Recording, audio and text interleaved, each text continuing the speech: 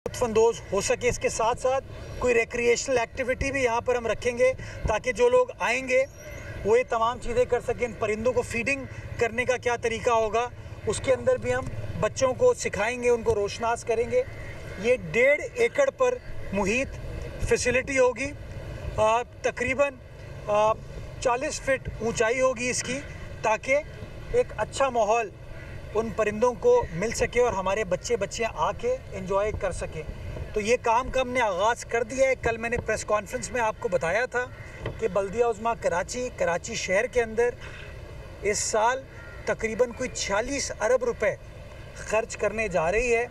और डेली मैं आपको कहीं ना कहीं लेकर चलूँगा, हर हफ्ते कहीं ना कहीं लेकर चलूँगा, जहाँ पर बल्दिया उज़्मा कराची पाकिस्तान पीपल्स पार्टी की क़यादत में वही कानून वही इख्तियार, लेकिन क़यादत डिफरेंट है, नीयत काम करने की है, तो वो काम करते हुए आपको नज़र आ रही है। और इंशाअल्लाह ये काम का सिलसिला जो मैंने टारगेट दिया है कि हर जगह टाइम फ्रेम के साथ चलेंगे, क्योंकि पैसे हमारे पास मौजूद हैं।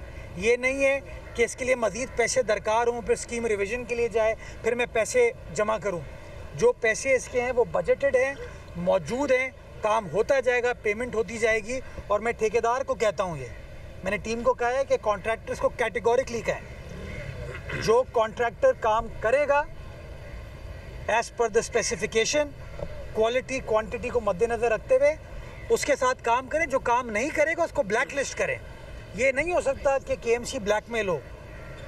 तो इंशाअल्लाह ये बेहतरी का सिलसिला स्टार्ट हुआ है और इंशाअल्लाह पीपल्स पार्टी की क़यादत में काम का सिलसिला इसी तरीके से जारी व सारी रहेगा। और इस साल आपको रोड इंफ्रास्ट्रक्चर हो, ब्रिजेज़ हो, अंडरपासेस हो, पानी के सेवरेज के प्रोजेक्ट्स हो, पार्क्स हो, प्लेग्राउंड्स हो, इन तमाम चीज़ों के ऊपर आपको कराची की इंतज़ामिया काम करते हुए नज़र आएगी। और हद्दुल इम्कान कोशिश की जाएगी कि जो टाइम फ्रेम हम देते हैं उस टाइम फ्रेम को मीट करें। उसमें कुछ माफियाज़ हमारे आड़े आती हैं, जिसके लिए मैं आप दोस्तों की मदद चाहूँगा कि आप लोग हमारा साथ दें, हमारी टीम का साथ दें, ताकि वो माफियाज़ हमको तंग ना करें।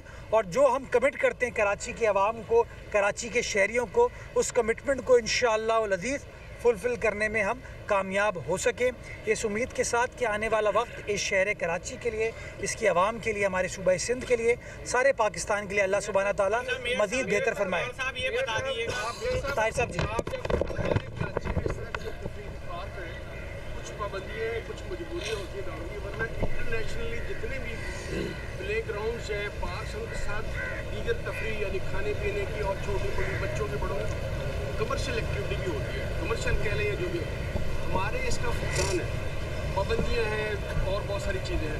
उसकी वजह से लोग आते नहीं, रुख नहीं करते। वो कहते हैं जी चले हम बच्चे या कोई फैमिली पार्क में गई, दरख्त देख लिए, बैठ गए, तो उसके अलावा क्या होगा। ये आप देखें ना, कानून इजाज़त देता है, तो मैं कहता हूँ इस चीज़ की बहुत ज़्यादा कमी है, इसको करें आप। मैं ताहिर साहब आपके इस सवाल से 100% मुत्तफ़िक हूँ।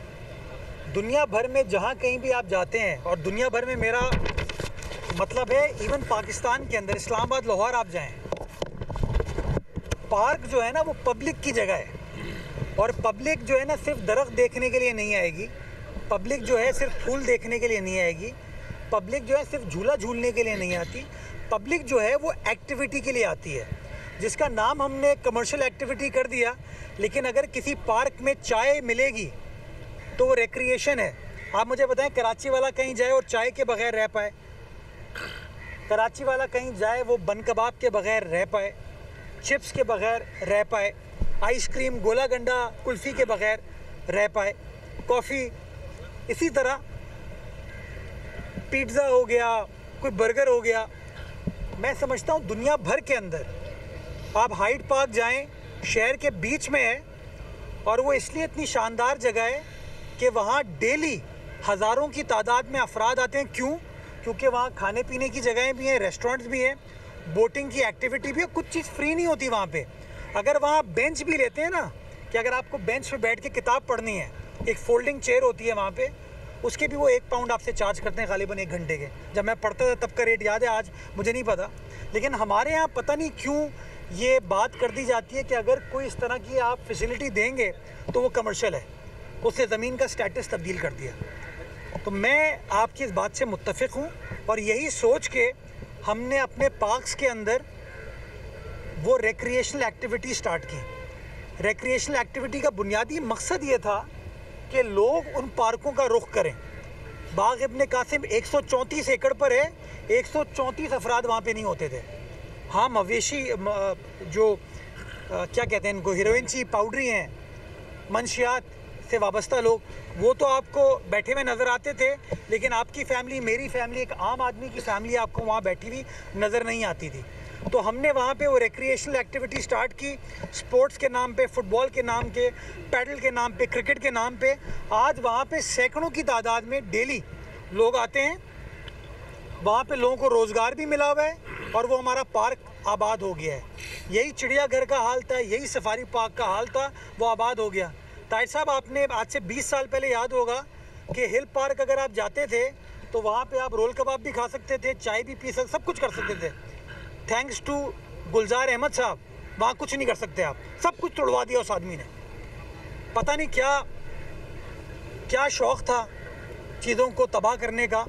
इस्लामाबाद में कोई मुबारक भी बात दी तो यकायक संजीदा हो गए और उन्होंने कहा कि देखो, ये वो पाकिस्तान नहीं है जो हम हासिल करना चाहते थे।